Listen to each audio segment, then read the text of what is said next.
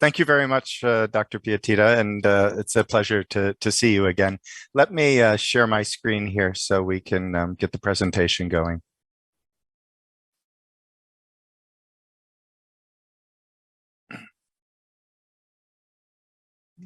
Okay. Great.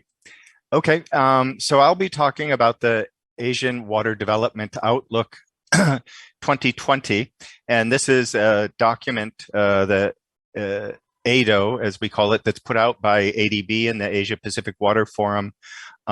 This was our 4th edition in 2020, and it is a methodology to assess national water security over 5 key dimensions. These include household water security for rural households, economic water security, urban water security, environmental water security, water-related disaster. We have a section on finance and governance, and also some case studies, including Thailand with the work that Dr. Piatita was doing. And she was also active in helping us put the publication together. And we had quite a range of partners on this.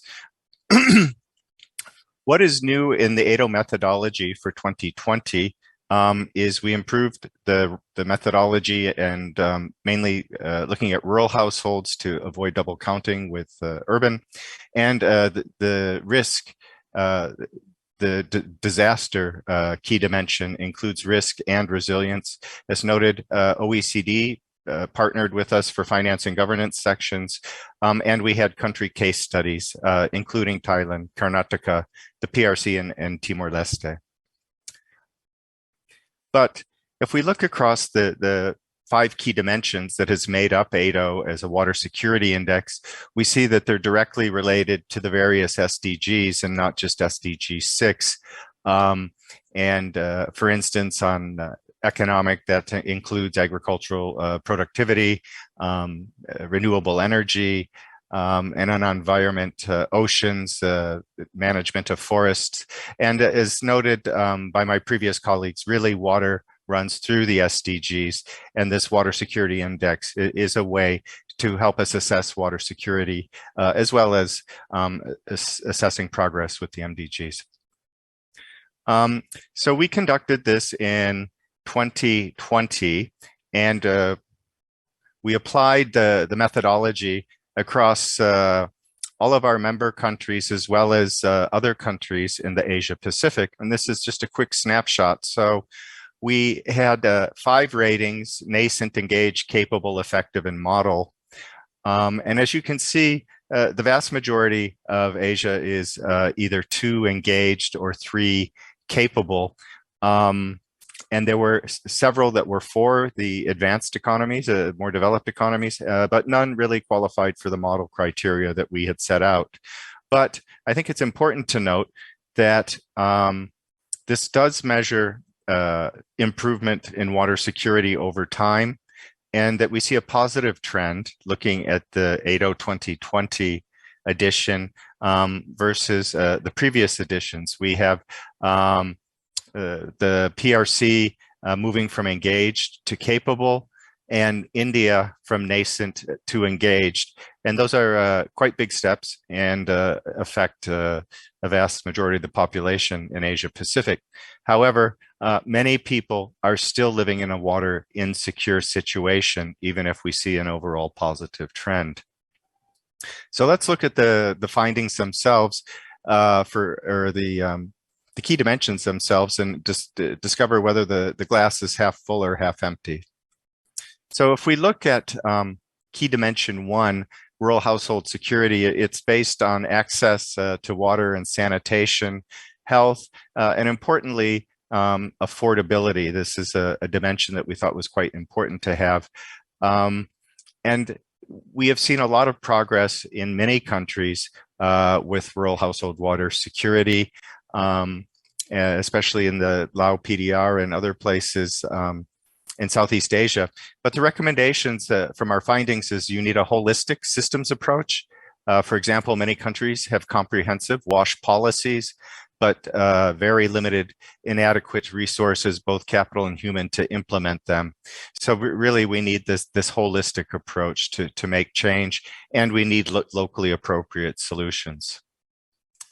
Economic water security is defined for our publication as economic water security is the measure and the assurance of adequate water to sustainably satisfy a country's economic growth and accommodate economic losses due to water-induced disasters. And this is measures across all dimensions of the economy, including agriculture, energy, industry.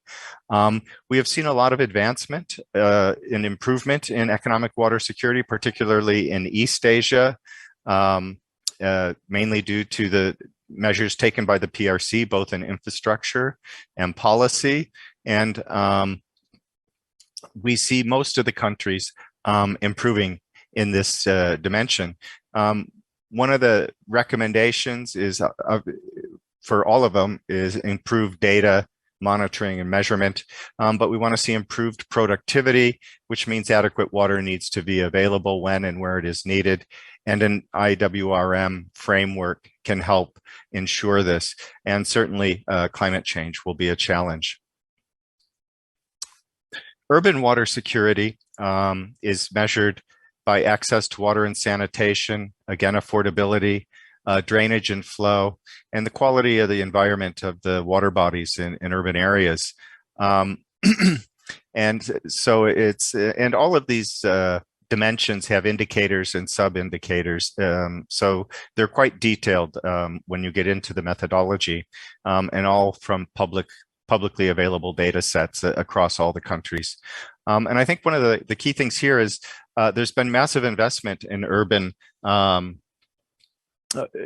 water security, yet the growth of urbanization in Asia Pacific is so rampant that it's very hard to keep up. So really, we do not see significant increases in urban water security due to the growth. But the recommendations that it needs to be a bit more comprehensive and improve attention to future risks and management, including urban growth, non-revenue water, water consumption, energy use, and that we need more integrated solutions in the urban space. And there are opportunities for leapfrogging by less developed countries with new technology, and these should be exploited. The fourth is environmental water security. And there are just two real dimensions here. One is two indicators. One, the health of the catchment and aquatic ecosystems, but also environmental policy. So basically, from what we've seen is almost all of the countries are declining when it comes to environmental water security, just due to significant pressure on ecosystems. And where we did see improvements, it was only due to improved policy frameworks, which is encouraging, but still the state of the ecosystem and aquatic ecosystems are troubling. And also with this, there is a risk that in meeting the other needs for water security with traditional gray infrastructure, environmental security may come at the expense of meeting these other dimensions. And also the pressure of human alteration to land and water resources and longer term impacts of climate change pose very serious threats. Water-related disaster basically includes three types of risks: floods, droughts, and storms. And it's a national level security assessment. And well, hazards have been increasing, and Asia Pacific is by far the most vulnerable region globally to water hazards. We have seen the capacity increasing slightly and vulnerability decreasing slightly over time, and both of these are signs of progress. really the most prominent risk out of these is drought, which can be the longest lasting and actually have the most severe economic impacts. I think one of the more interesting findings in looking at the data is that we really need a gender responsive approach to disaster risk reduction and climate change, that the impacts were disproportionately felt by women and girls versus men from water-related disasters. So that's something that we need to address in our thinking on how this is going to all work together. And also using international agreements and following those. The other is from OECD. This is governance using the 12 governance principles from the Water Governance Initiative from OECD. And the findings are basically most countries have an overarching water policy framework, yet the implementation is constrained due to capacity and funding gaps. There has been a limited uptake of water policy instruments to manage water, in particular, economic instruments to manage water. And in some places across Asia Pacific, there are also integrity concerns in terms of governance. Recommendations, more focus on using economic instruments, adapting water policy instruments to manage trade-offs for competing water use, and again, to focus on integrity and transparency. And also from OECD, we looked at the finance aspects, and water supply sanitation will require 1 to 2% of GDP. Some countries have significant risk exposure, up to 6% of GDP. And we all know how devastating the floods can be, looking back at the Bangkok situation several years ago. And irrigation will need to increase significantly. Now, sources of funding are taxes are the main source of funds for infrastructure, and water supply and sanitation tariffs for operation and maintenance. And while affordability is an issue, we also found in many countries tariffs are underutilized and really do not capture the full willingness to pay, and could be increased in some cases. So the conclusion is it's not all about having more money. One, make the best use of available assets and financial resources. Certainly enhance operational efficiencies of service providers. This is a key priority for us at Asian Development Bank, and also building capacity for economic regulation.